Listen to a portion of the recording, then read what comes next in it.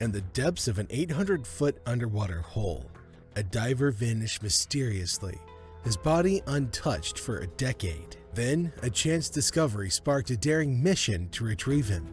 Little did expert diver Dave Shaw know, tragedy awaited. So, what unfolded in the abyss? A story that holds secrets that beckon you to dive deeper into its mysterious depths. This is Fatal Tragedies with the story of Dave Shaw. Well, this is Dave Shaw. He was a Christian, born on July 20th, 1954.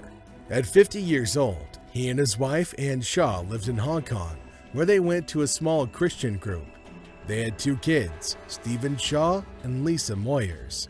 Don Shirley, on the other hand, was an electronics engineer in the British Army for 22 years. Apart from his extraordinary experience level, Shirley is most known for his relationship with David Shaw. Shirley, together with his wife, currently own and operate Technical Diving Africa and the flooded mine system of Komati Springs in the Mpumalanga region in South Africa.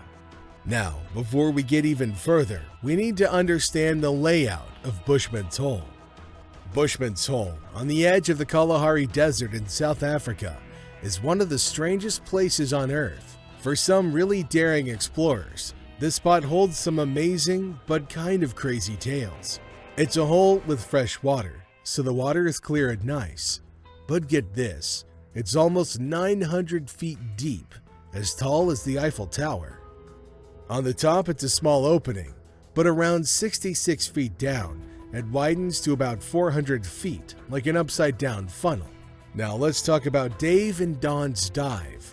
On December 17, 1994, almost 10 years before their dive, a 20-year-old named Dion Dreyer from Johannesburg, South Africa, was practicing diving at Bushman's Hole.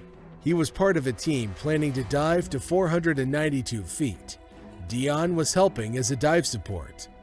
On that sad December day, Dion didn't come back up from the water. People who were diving with him said Dion got lost when they were coming back to the surface. They thought maybe he passed out because of too much oxygen or too much carbon dioxide, which can happen when you breathe a lot underwater in such a deep place. Dion's dad, Theo, got divers to try to find Dion's body, but they only found his helmet. Dion's parents left without their son's body, placing a plaque on a rock wall near the entrance to Bushman's Hole as a remembrance for their son.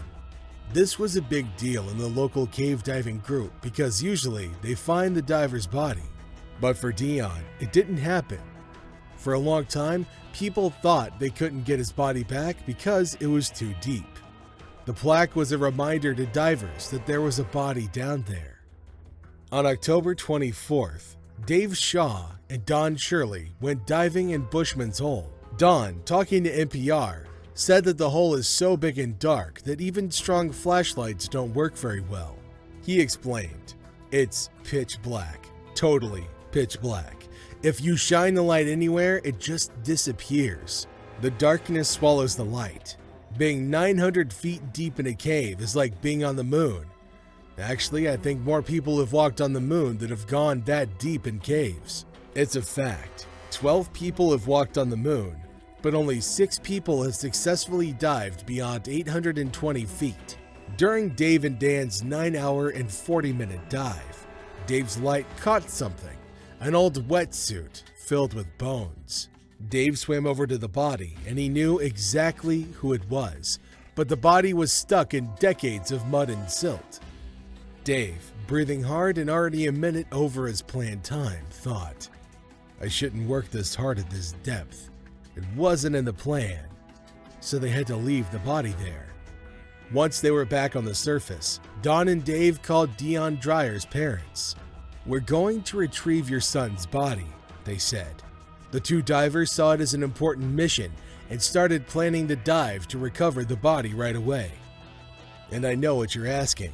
What are the dangers of diving 900 feet deep? Let me explain this in a nutshell. When you're diving so deep, planning ahead is super important. Every 33 feet you go down, the risks you face basically double. Too much nitrogen can make you feel drunk suddenly, and too much helium can make you twitch uncontrollably. If you breathe too heavily, like when trying to remove Dion's body, you might pass out. There's another safety element to think about too: decompression sickness, also called the bends. Coming up to the surface too fast doesn't give the gases in your body enough time to decompress. These gas bubbles can block blood flow or cause other really serious problems. Now, diving as deep as Don and Dave were planning needs a lot of special training because they weren't using a regular diving system. They had these things called rebreathers. Again, this sounds too technical for my non-diver friends, right? Well, when you're doing a regular dive in open water, you use what's called an open circuit system. In this system, no air is reused. You breathe in air from your tank with your mouthpiece, and when you breathe out, the used air goes into the water around you. With an open circuit system, one air tank usually lasts about an hour, depending on how deep you are and how well you control your breathing. Now, Dave and Don were doing something different. They were using a closed circuit system, which involves a rebreather and other gear that lets you reuse some or all of your breathing air. When you breathe in, air goes from the tank to your mouthpiece, just like with an open circuit system. But when you breathe out, the air doesn't go into the water. Instead, it goes back into your tank, so you can use it again. A rebreather is more than just a mouthpiece. It's a whole system to provide and recycle breathing air. When you breathe out through the rebreather, it goes through a part called a carbon dioxide scrubber, which takes out the carbon dioxide. Then the clean air goes to the counter lungs, a device that helps with inhaling and exhaling by keeping the same pressure as the diver's lungs. If you're not a deep sea expert, I get it, it can sound confusing. The main thing to know is that a rebreather lets you reuse your air. According to a study, closed-circuit divers use 17 times less air than open-circuit divers. Because they recycle air, closed-circuit divers can stay underwater longer. This is the crucial part that lets Dave and Don go on these super deep, long dives. But even with recycling air, they still needed to carry 6 air tanks. They had a really, really long dive ahead of them. And now that you know what rebreathers are, let's get back to the story. Just a bit over 2 months after finding Dion's body, Don Shirley and Dave Shaw went back into the waters at Bushman's Hole. Don had done everything he could to make it safe during the planning. He had 35 extra tanks of air in the water, enough for him, Dave, and even some other divers in case the rebreathers failed. They set up a winch system to pull a diver on a stretcher up the cliffs to a decompression chamber that the police brought in. Don also got a doctor to be there in case of any medical problems. Don was sure they had planned well. He kept saying that this was an attempted body recovery. No one had ever tried to recover a body at this depth, and Don didn't want to lose any divers on this mission.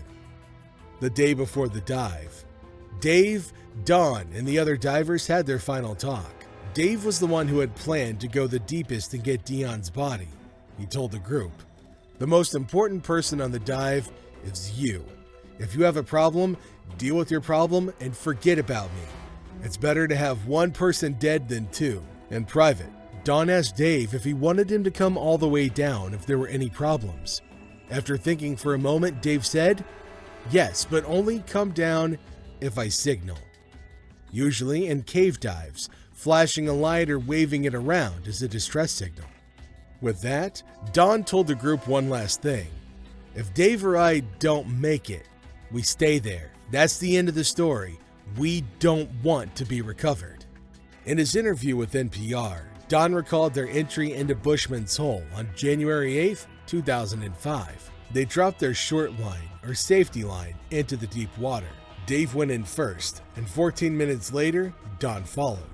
By this time, Dave should have reached Dion's body and be almost done with the recovery, slowly ascending to meet Don at their meeting point of 725 feet. However, at around 500 feet during Don's descent, he saw Dave's light right below him, but it remained still. Too still. Don expected to see Dave's bubbles ascending, but there were none. Something was clearly wrong. More than 20 minutes into Dave's dive, and he should have been on his way up. Don knew there was no room for mistakes. Dave hadn't signaled for help, but Don sensed that he needed it. A motionless diver at this depth likely meant a dead diver, but Don couldn't leave Dave without checking if there was anything he could do. Descending past his planned depth, reaching 833 feet, deeper than ever before, Don heard a loud crack. His rebreather controller on his forearm had imploded under the intense pressure.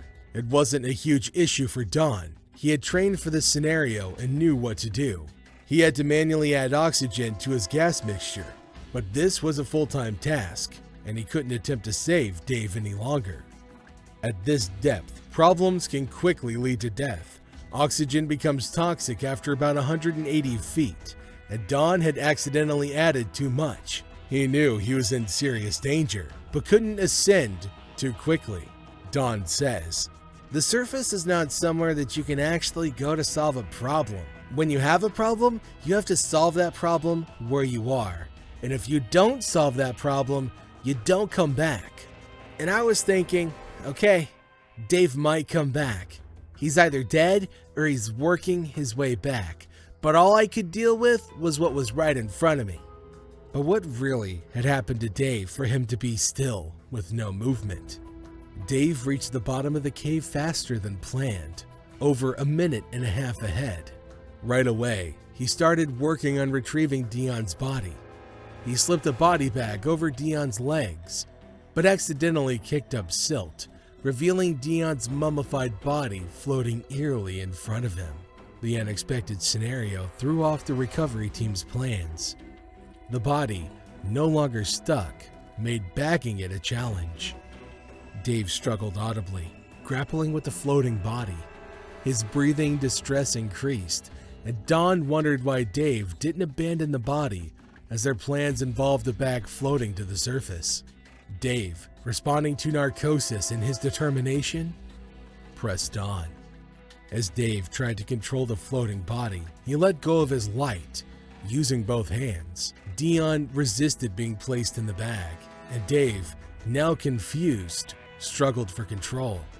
After almost 4 minutes, Dave attempted to cut away Dion's dive tanks per the plan, but his breathing escalated.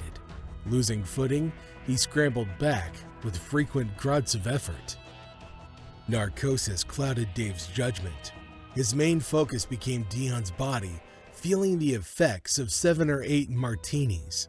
Recovering the body, Dave turned to ascend, but got snagged on Dion's dive tanks. Desperate, he tried to sort out the tangled lines, his breathing becoming increasingly rapid. At 21 minutes into the dive, Dave began to pass out from high carbon dioxide levels. A minute later, there were no more movements. Dave Shaw was dead. Now for Don, on the other hand. Each minute at this depth added an hour of decompression time on his way back up. Slowly ascending, he now faced 10 hours ahead of him. Due to high oxygen levels, he started to pass out. Then, a helium bubble got into his ear, affecting his balance completely. Without a sense of direction, he lost his grip on the guideline, a crucial lifeline in the pitch-black darkness at this depth. Passing out and waking up, he swam in circles, desperately trying to find his way out of the cave. Don managed to grab the guideline, but extreme vertigo hit him, leading to underwater vomiting between breaths. Despite the ordeal, he stabilized and slowly ascended to the surface, meeting a support diver. Using underwater communication tools, Don wrote, "I'm okay, and Dave's not coming back." Hopeful, but realizing the reality, Don, supported by the diver, struggled to the surface. After a 12.5-hour dive, he emerged from Bushman's hole, winched up the cliff face, and quickly entered a decompression chamber before being transported to a Johannesburg hospital the next morning. Don survived, but Dave didn't make it out of Bushman's hole that day. Dave was dead. Over the next 2 weeks, Don underwent 11 decompression chamber sessions totaling 27 hours to address the helium bubble in his ear. It took more than a month for him to regain clear thinking and mobility. Although left with permanent balance impairment, Don resumed cave diving a few months into recovery. A week after the failed mission, Dave's body was found 66 feet under the surface, entangled under an underwater ceiling inside the cave, along with the body bag used to retrieve Dion. Despite the tragedy, Dave had completed his mission, recovering Dion's body and bringing it to the surface. 10 days after Bushman's hole gave back the bodies, Theo and Marie Dreyer visited their son. Stepping into the morgue, Marie wasn't sure what to expect. Seeing Dion's fully fleshed out body, her tears stopped and she felt a sense of happiness. Theo was amazed that Dion's legs still remained their athletic shape, and Shaw, Dave Shaw's wife, later scattered Dave's ashes across South Africa, a place he had come to know and love deeply. In a eulogy for her father, Lisa Shaw wrote, "I am at peace because he died doing something he loved. Very few of us will ever get that privilege." Thanks for joining us on this deep dive into the extraordinary and challenging world of cave diving. But here's a question for you. What lengths would you go to for a passion? Share your thoughts in the comments section below. And if you found these stories as fascinating as we did, make sure to hit that like button and consider subscribing for more gripping tales. Until next time, stay curious as you dive into the unknown.